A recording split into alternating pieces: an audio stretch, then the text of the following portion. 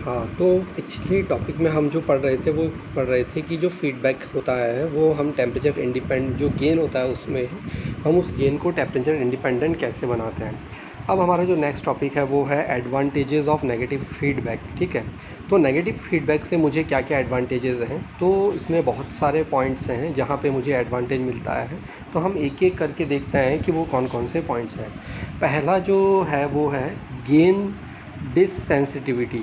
जैसा कि हम पहले ही देख चुके हैं कि जो मेरा गेन है वो टेम्परेचर पे अब इंडिपेंडेंट कब होता है। ठीक है, तो हम इसको एक मैथमेटिकल भी इसको प्रूफ कर सकते हैं। जो मेरी गेन सेंसिटिविटी होती है उसको मैं किस तरह से डिफ़ाइन करता हूँ, that is equals to delta A F divided by A F and delta A divided by A. ठीक, तो अगर मैं यहाँ पे ए एफ की वैल्यू पुट करूँ और यहाँ पे मैं उसको डिफ्रेंशिएट करूँ तो मुझे जो वैल्यू मिलेगी वो वैल्यू कितनी मिलेगी, वो मुझे वैल्यू मिलेगी 1/1 प्लस ए बीटा। ओके, और मुझे ये चीज़ पता है कि ए बीटा की value is very very greater than 1, तो मेरी जो मुझे सेंसिटिविटी मिलेगी this is very very less than 1। So after feedback my amplifier is less sensitive. Okay, so मैं इक्वेशन 1 से ये बोल सकता हूँ कि मेरी जो गेन की सेंसिटिविटी है वो रिड्यूस्ड हो जाती है आफ्टर नेगेटिव फीडबैक। ठीक है, तो ये मेरा पहला पॉइंट था कि अगर मैं नेगेटिव फीडबैक यूज़ करता हूँ तो मेरी गेन की जो सेंसिटिविटी है वो डिक्रीज़ हो जाती है। सेकंड क्या है कि जब भी मैं नेगेटिव फीडबैक यूज़ करता हूँ तो मेरी जो बैंडविड्थ है एम्पलीफायर की वो इंक्रीज़ हो जाएगी। कैसे हो जाएगी, हम देखते हैं कैसे हो जाएगी। तो अगर मैं बैंडविड्थ की बात करूं तो बैंडविड्थ मेरी कितनी होती है, higher cut off frequency minus lower cut off frequency.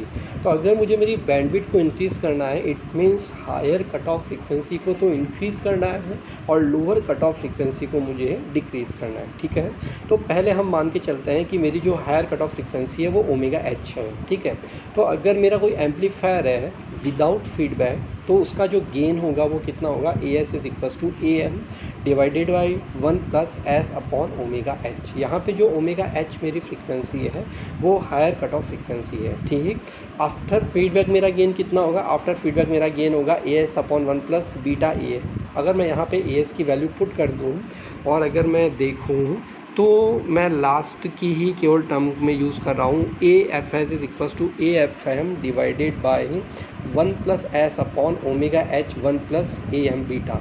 अगर मैं इस इक्वेशन को अब मैं कंसिडर करूँ इस इक्वेशन से तो मेरी अब जो ओमेगा एच डैश मिलेगी, हायर कट ऑफ फ्रीक्वेंसी मिलेगी, वो कितनी हो जाएगी, that is equals to omega H multiplied by 1 plus A M beta. It means मेरी जो ओमेगा एच है वो इंक्रीज़ हो गई है A plus 1 plus A M beta से। इट मीन्स मैंने अपनी हायर फ्रीक्वेंसी को, हायर कट ऑफ फ्रीक्वेंसी को इंक्रीज़ कर दिया है 1 plus A M beta amount से।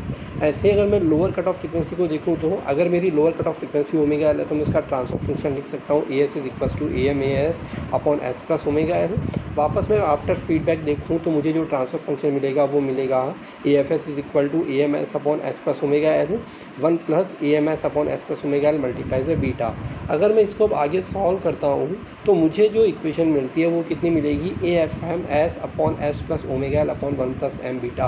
तो अब मैं अगर इसको कंपेयर करूँ मेरी लो पास फिल्टर के इस ट्रांसफ़र फंक्शन से तो मैं कह सकता हूँ कि मेरी जो लोअर कट ऑफ फ्रीक्वेंसी है omega L dash this is equals to omega L upon 1 plus A M beta. तो मैं ये कह सकता हूँ कि मैंने अपनी लोअर कट ऑफ फ्रीक्वेंसी को और डिक्रीज़ कर दिया 1 plus A M beta amount से। इट मीन्स मैंने अपनी हायर कट ऑफ फ्रीक्वेंसी को इंक्रीज़ किया है और लोअर कट ऑफ फ्रीक्वेंसी को डिक्रीज़ किया है आफ्टर फीडबैक। तो मेरी जो बैंडविड्थ है वो इंक्रीज़ हो जाएगी पहले के कंपैरिजन में। ठीक, तो ये मेरा सेकंड पॉइंट है। थर्ड पॉइंट क्या है मेरा, रिडक्शन ऑफ नॉन लीनियरिटी। मेरे जो भी एम्पलीफायर की नॉन लीनियरिटी है वो भी रिड्यूस हो जाएगी। कैसे, सपोज़ करो कि मेरा आउटपुट एक्स नॉट है और मेरा इनपुट एक्स आई है, तो X naught is equals to K plus A X I plus beta X I square plus ये सारी टर्म मैं बोल सकता हूँ। लेकिन अगर मैं फीडबैक यूज़ करता हूँ तो मेरा जो गेन होगा वो कितना होगा, गेन मेरा होगा 1 plus A upon 1 plus A beta. सो मैं यहाँ पे जो एक्स आई है, एक्स आई मेरा जो है वो एरर टर्म है, तो मैं एक्स नॉट को कह सकता हूँ कि X naught is equals to A plus A X है माइनस का बीटा एक्स नॉट प्लस ये एरर टर्म्स ये वाली।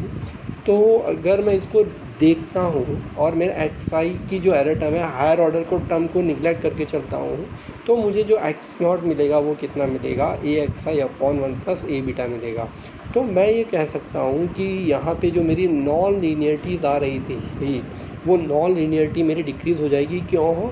क्योंकि यहाँ पे एक मेरा ऑफसेट जो कि अपॉन 1 प्लस ए बीटा मिल रहा है वो भी अप्रॉक्सीमेटली 0 होगा। क्यों? क्योंकि A beta is very very greater than 1। ठीक है, तो ये मेरा जो सिस्टम है ये मेरा किसकी तरफ जाएगा, लीनियरिटी की तरफ सिस्टम जा रहा है। तो मैं ये कहता हूँ कि मैं ये कह सकता हूँ कि अगर मैं नेगेटिव फीडबैक यूज़ करता हूँ तो मेरा जो सिस्टम है वो नॉन लीनियरिटी से लीनियरिटी की तरफ स्टार्ट हो जाएगा जाना। ठीक है, तो ये मेरा पॉइंट है।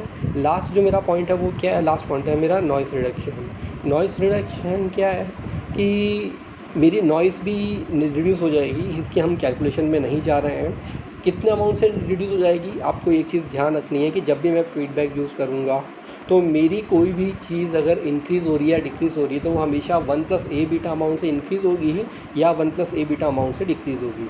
तो यहाँ पे मेरी नॉइस डिक्रीज़ होगी कितने अमाउंट से है, 1 प्लस ए बीटा से। ठीक है, तो मैं जो फीडबैक है, फीडबैक के एडवांटेजेस बता सकता हूँ कौन कौन से हैं। पहला मेरा जो इसका एडवांटेज है वो है गेन डिसेंसिटिविटी। दूसरा जो एडवांटेज है वो है मेरा बैंडविड्थ एक्सटेंशन। नेक्स्ट जो मेरा एडवांटेज है वो है reduction of non linearity. And last जो मेरा एडवांटेज है वो है नॉइस रिडक्शन। Thank you.